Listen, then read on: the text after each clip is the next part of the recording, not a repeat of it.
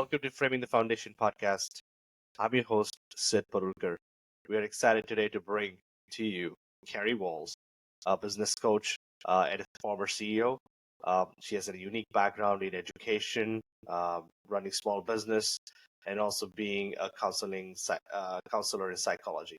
She has helped multiple CEOs get through the barrier and frustration that comes up with scaling up an organization. Recently, she's worked with one of the CEOs scaling up their business and helping them get through the frustrations of day-to-day scale up activities. We are very excited to have her on this podcast, and hopefully we get to learn more about the traits of CEO, how do we define leadership, and what are the key areas that she loves to focus on while she's working with the CEOs. So look forward to our conversation. And with that, I'd like to welcome Kerry Walls. Kerry Walls, thank you so much for taking the time to be on this podcast. Really excited to have you on Framing the Foundation podcast. Again, we have rescheduled this so many times, so I appreciate you taking the time to be here, your busy schedule. But, would love to talk to you about your journey, as an executive business coach and previous CEO. Love to hear about how your career has evolved. If you could take us through that, I think that would be great for listeners to understand, like how one enters from, and how does one get into coaching as well. I think because that's a very unique skill set. Not everybody can build over a period of time. Right. Well, thanks for having me. I think one of my daughters was asking me if how you figure out your career, and like when you look back on your career, it makes sense, but when you're working at it going forward, it doesn't always make sense. Like when you look back on it, you can see like a theme and you can see how one thing builds on another and you were building skills for the next thing. But sometimes it feels going through it very haphazard because I've been a teacher, a business owner. I worked in a nonprofit. I worked in a coaching firm, and then I went out on my own. So but I use all the skills I've developed over time. I use my education. I use my master's in counseling psychology and all my business experience. So all of it comes in very handy, I think. So I've just always wanted to contribute to people and have them be both successful and fulfilled in what they're doing. There's way too much suffering sometimes in the workplace. So I tend to help people enjoy what they're doing. That's a very interesting point you mentioned about suffering. And I think that's where I believe leadership comes in. So how does one deal with such suffering, and how would you frame leadership as a coach? Plus, what are your traits that you technically look for or help build in a CEO? Multiple questions, but, we can go one at a time. Yeah. I tend to work with small businesses from about 1 million to 5 million. I like working with that size of business because there's a transition that takes place where the CEO really needs to learn to produce results through others and develop the next lane of leadership. And that can be often difficult. Just Google founder syndrome if you want to know more about it.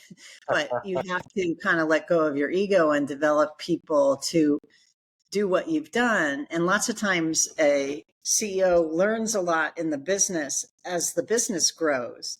And then when they try to develop other people, they forget how much gold they have inside of them and have trouble expressing it to get it out so that other people could replicate it.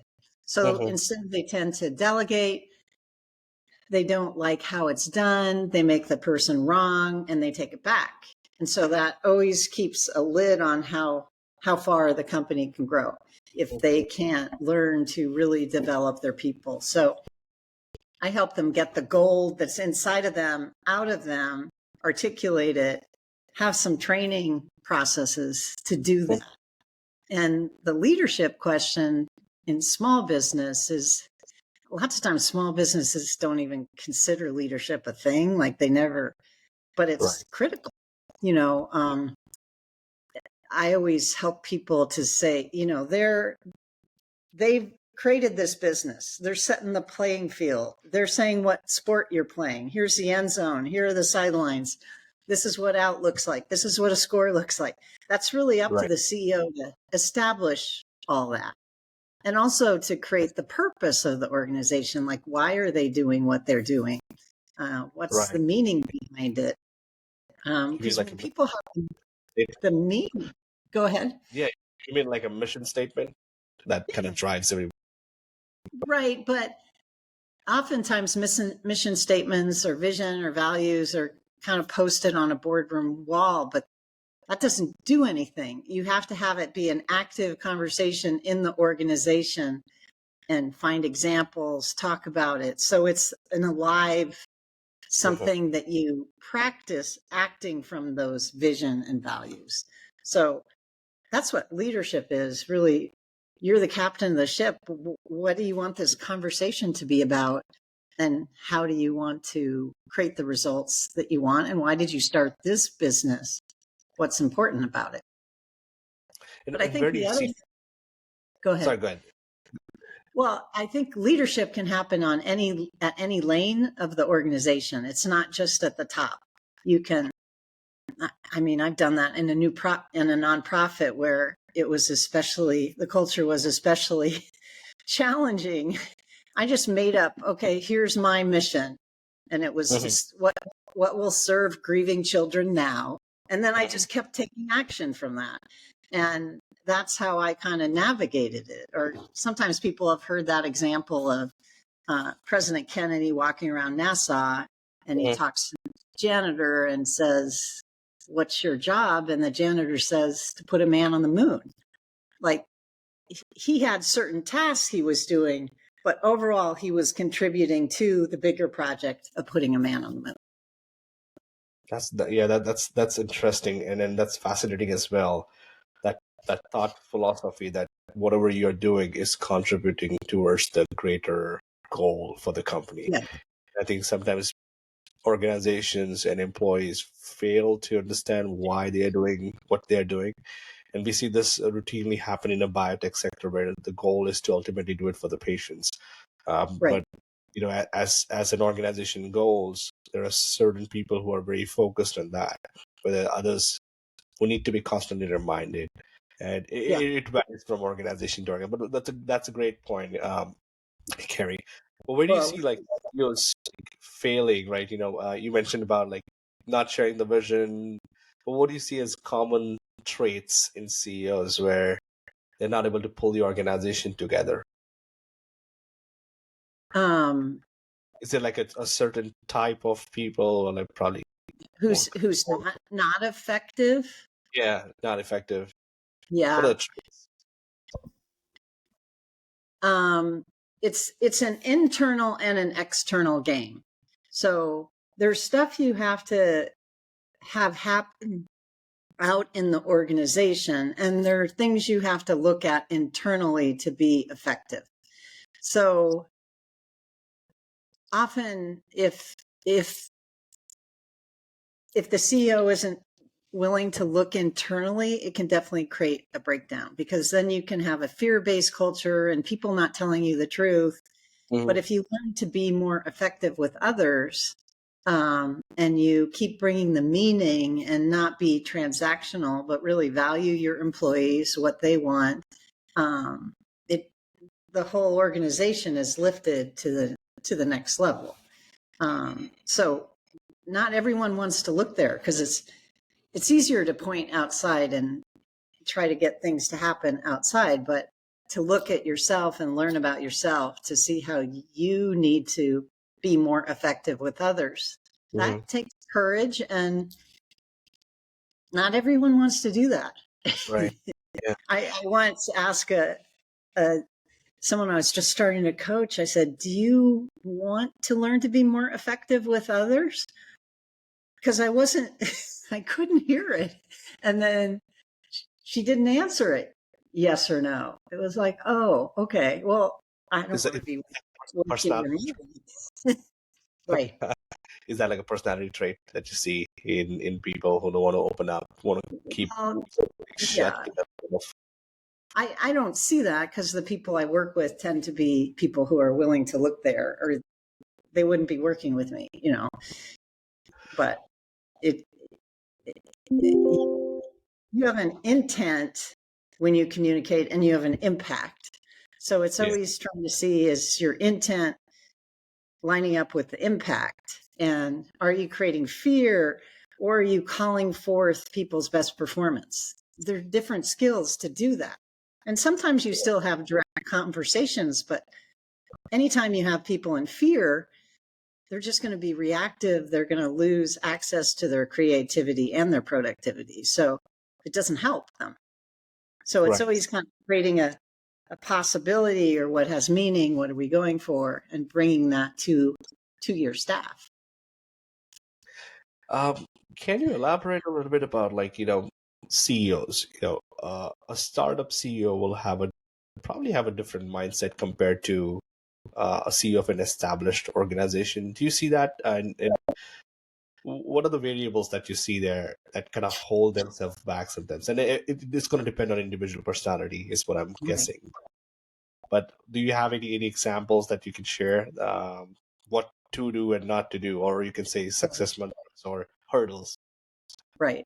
Well, a startup has a totally different culture than a established company. When you're in a startup, you actually are generally connected to the meaning and what the purpose is, and everyone pitches in. There's a lot of teamwork.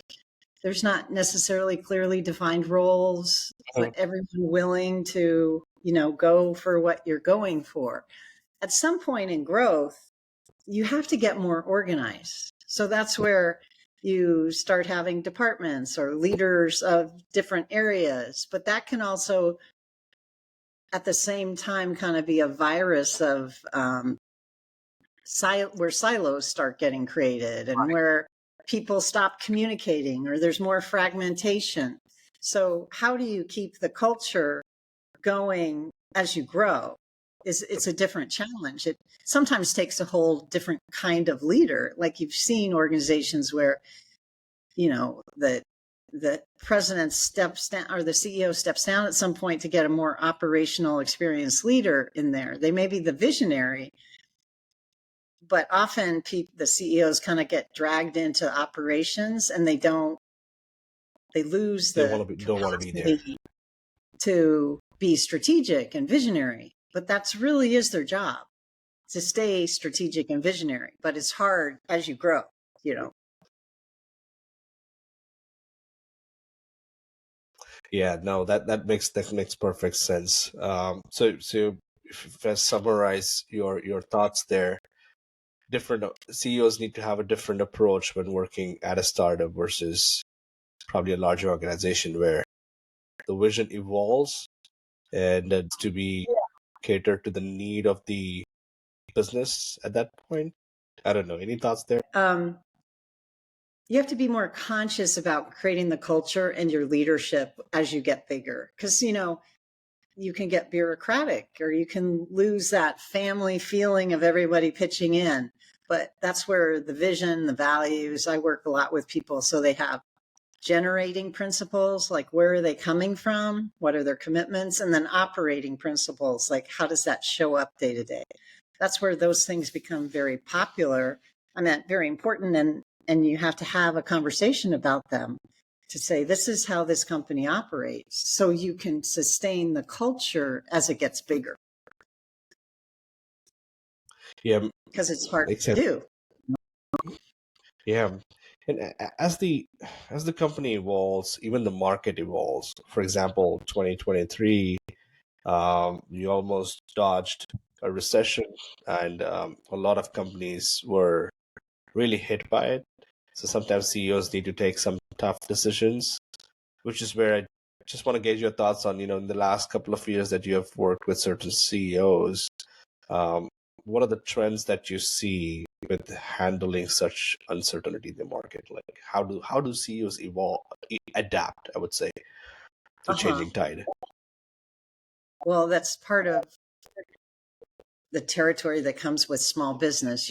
Most people who've been a CEO and maybe they're ahead of $1 million, then 2 million, then 10 million. You can't read a book to help you. It's like, it's the experience where you learn it. It's kind of your experiential MBA.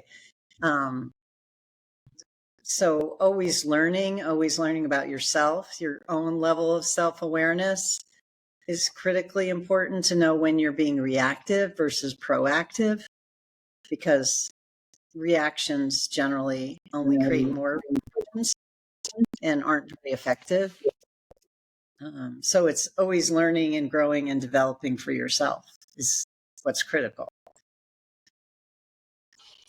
Yeah, that's good to hear that, because I think these days I think CEOs really not only have to run their company but run it effectively, do enough cash management that's needed to take them through this trench of recession, almost dodging a recession, I would say, and moving into 2024, which is very positive. And I'm focusing more on the biotech sector, which was really hit hard 2023. But I'm sure there are other sectors as well hit equally hard with layoffs and everything. But have you come across any situation where a CEO has come to you, has tried everything, but still feels in a position where it's not working, and you had to work with them to really help resolve or provide a pathway or think outside the box to really get to a solution? Well, that's almost everyone who comes to me is frustrated because people are like smart people and they've done everything they know how to do to improve a situation, and it hasn't been working. So that's where coaching comes in handy, because you get a set of fresh eyes. Usually the actions you need to take are out of your awareness. They might be in your blind spot, something you're maybe avoiding, or part of your own development. So I really help people to create strong relationships with their staff. And when communication and relationships are working, that's the foundation of everything that happens in a business. If you have strong relationships and you have a team, then anything can happen. We've all worked on teams where we never want to see those people again. And we've worked on teams like, hey, let's go. Let's do what's our next project? And it matters a lot how much you can accomplish if the relationships are strong. So learning how to do that and really listen to your staff, because they're on the front lines and they can really tell you a lot. But there's usually often a situation of like the emperor has no clothes. It's not, we're not always good speaking truth to power. That's true. If you can create a culture where people tell you the truth, it can be really helpful and grow the business. You may hear some things you don't want to hear, but there's gold inside what they're saying. Yeah. But, just from your, coaching experience with different CEOs, how would you define an ideal CEO? It doesn't exist, I understand, but if you have to pick a few traits for an ideal CEO, what should those traits be? Often they're entrepreneurial, like they're visionary. They can see out into the future and see a big context and a big possibility for whatever they're developing. Being an active learner, I think, is really important, and willing to work on the places where you're not as strong and communicate that way. Those are some of the things. Yeah, that's But really you're interesting. always learning and developing.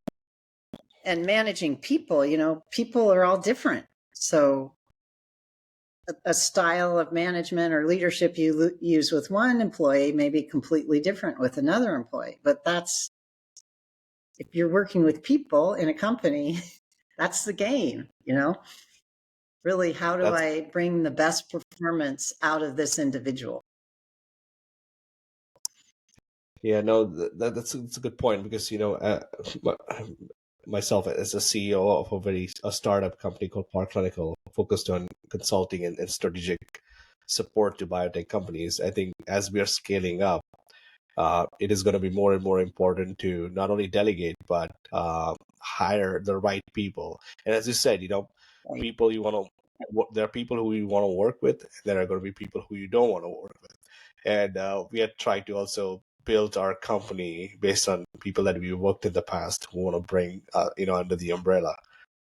Yeah. Because everything is relationship based, everything is trust based, and it's so important to have people who can, as you said, not fear to open up and talk about their challenges on their job, which will help us get better as a company. So I Right. think those are great points there. Yeah. I define relationship. I help people create a strong background of relationship. And I say it's like a three-legged stool. One leg is trust, another leg is respect, and another leg is shared purpose. So Right. at any time, one of those legs may be shorter than the other, and it may make the stool wobbly, or all the legs could be not very strong. So you can always build trust, you can always build respect, and you can create a shared purpose with people. But when you have that strong relationship, then you go into the how you can do it. But the relationship is everything. So that's great. I know we are just about for 30 minutes. Kerry, again, I want to appreciate your time today. I'm pretty sure the viewers must have had some great experience or take out messages from this conversation. But just wanted to bring it up to you, like if there are how should people get in touch with you, your engagement opportunities, so that they can reap the benefits of your coaching. Do you want to mention a little bit about Okay, that? sure. I have a website, coachingcollaborative.com, and my email is Kerry, Kerry, at coachingcollaborative.com. And you can find me on LinkedIn, and those are some great ways to get in touch.